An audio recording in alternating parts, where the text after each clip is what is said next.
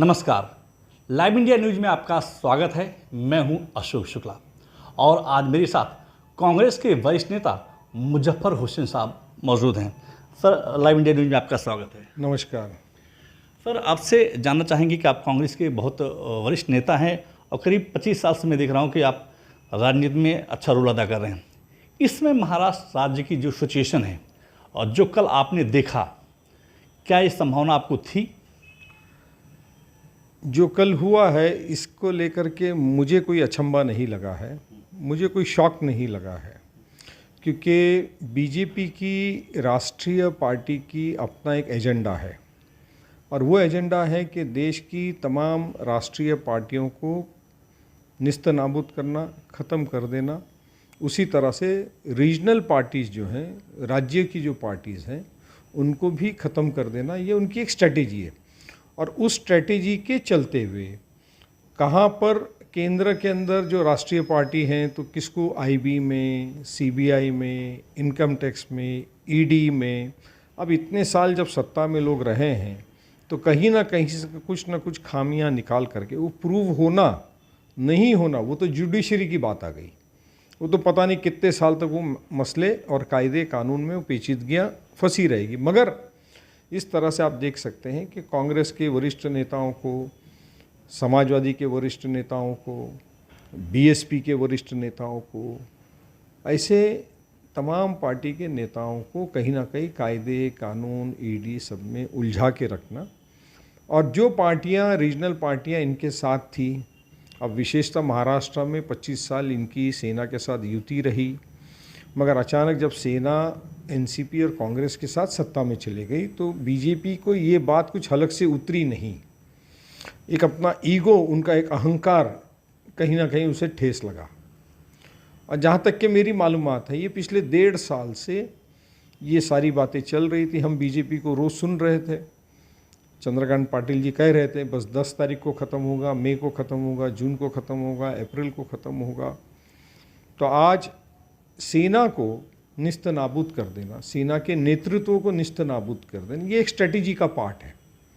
और उस स्ट्रेटेजी के चलते हुए अगर तो एकनाथ शिंदे जी डिप्टी सीएम बनते और देवेंद्र फडणवीस जी सीएम बनते तो सेना को और उद्धव ठाकरे जी को लोगों के अंदर एक सिंपैथी बनी रहती थी।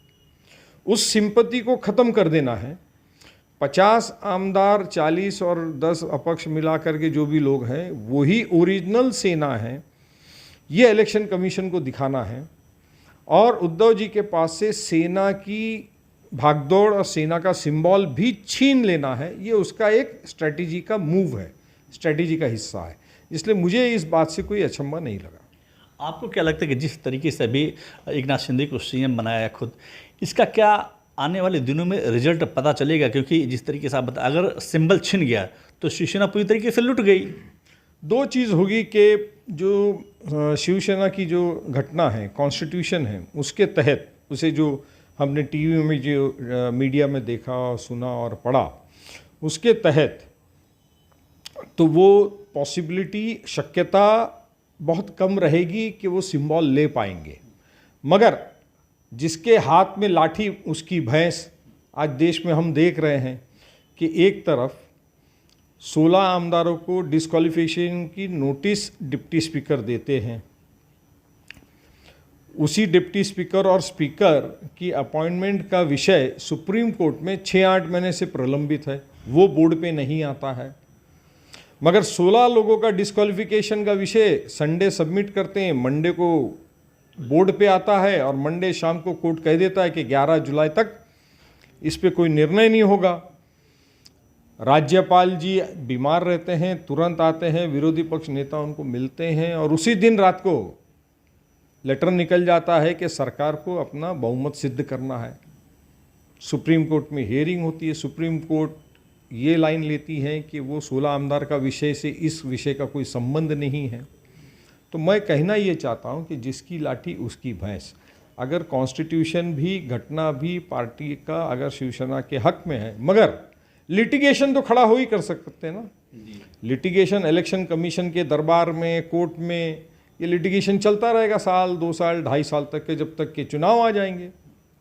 नहीं, अगर हम जानना चाहें कि अभी क्योंकि विधानसभा बीएमसी चुनाव करीब है, देवेंद्र फडणवीस ने जो कल किया, कहीं ना कहीं एक तीर से कई निशाने साधने की कोशिश की, जिनमें उनके टारगेट पर शरद पवार भी थे, क्योंकि शरद पवार के चंगुल से इन लोगों को निकाल के अपने साथ जोड़ना, क्योंकि अकेले अपने दम पर बीजेपी महाराष्ट्र में सत्ता नहीं बना सकती, तो कहीं ना कहीं शरद पवार को भी टारगेट किया। देखिए, बीजेपी आज की तारीख में आदरणीय पंतप्रधान नरेंद्र मोदी जी और अमित शाह जी जो कहते हैं उस तरह से चलती है। वहाँ पे व्यक्ति महत्व का नहीं है।